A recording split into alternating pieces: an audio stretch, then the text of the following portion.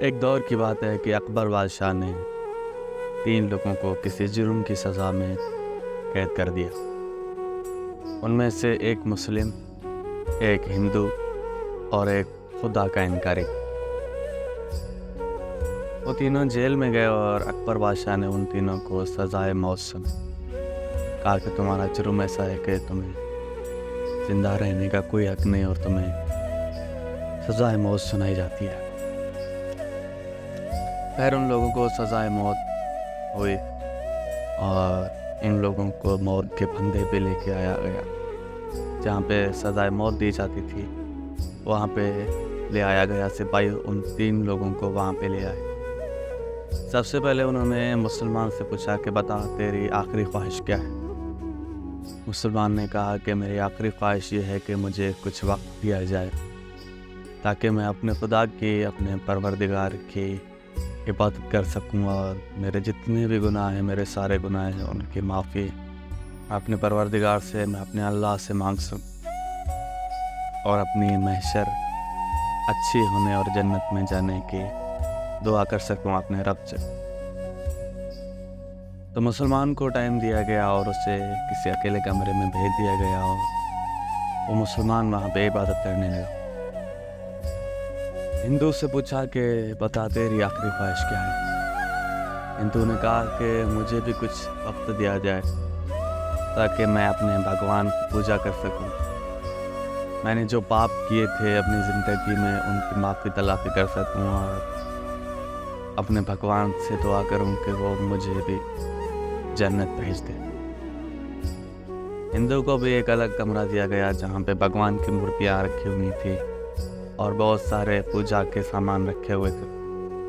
ہندو کو وہاں بھیج دیا گیا اور ہندو بھی اپنی پوجا پاٹ کرنے لگا اور اس نے جو پاپ کیے تھے ان کی معافی تلافی کرنے لگا اور اپنے بھگوان سے اپنی آخرت اچھی کرنے کی دعا کرنے لگا۔ آخری باری آئی اس شخص کی جو فلسفہ دان تھا اور خدا کا انکاری۔ اسے کہا کہ بتا تیری آخری خواہش کیا ہے؟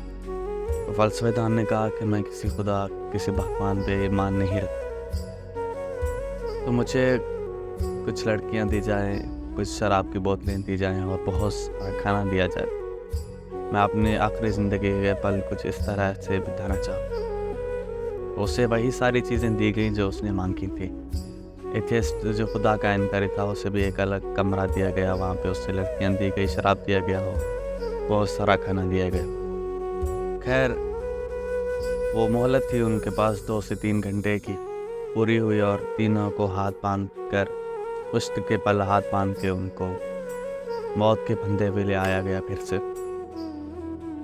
تو سب سے پہلے مسلمان کو اس موت کے پھندے کے نیچے کھڑایا گیا اور اوپر ایک بہت ہی بڑا پتھر تھا جس میں تقریباً 20 سے 25 من وزن ہوگا، وہ مسلمان کے اوپر لٹکایا گیا اور بولا کہ کیا محسوس ہو رہا ہے تجھے؟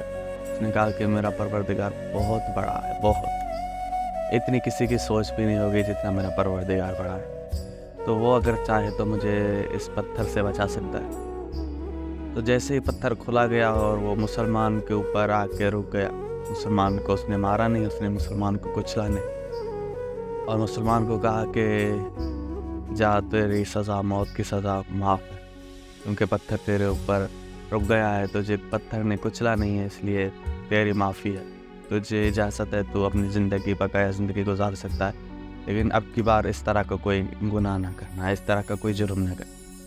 مسلمان نے اپنے رب کا شکر ادا کیا اور اکبر بادشاہ سے کہا کہ نہیں، اب کے بعد اس طرح کا کوئی گناہ یا کوئی جرم میں تمہاری سلطنت کے اندر نہیں کروں۔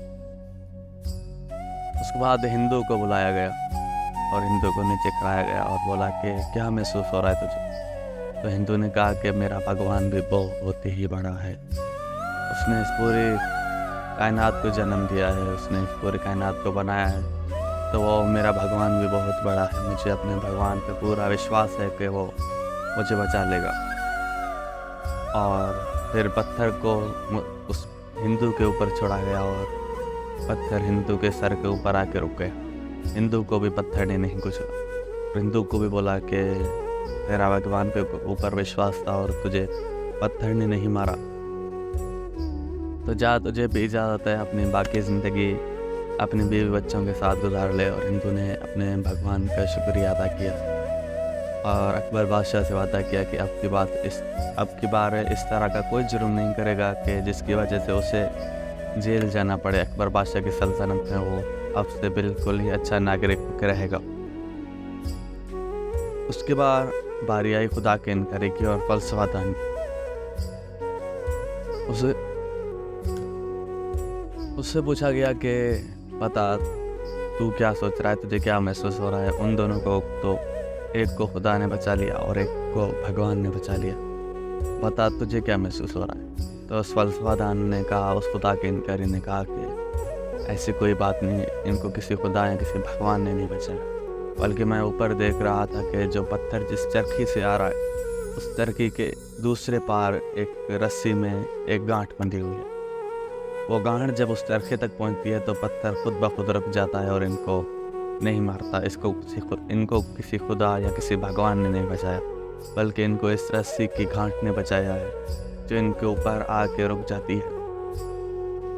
تو سارے لوگوں نے اس رسی کے اندر دیکھا تو واقعی گانٹھ بندھی ہوئی تھی، اور جب ایتھیسٹ کو سزا دی جانے لگی تو وہ گانٹھ ان لوگوں نے کھول دی، اور جیسے ہی پتھر کو چھوڑا تو وہ پتھر ایتھیسٹ کو، اس خدا کے انکاری کو، اس فلسفہ دان کو کچل کر رکھ دیا اور وہ خدا کا انکاری مر گیا۔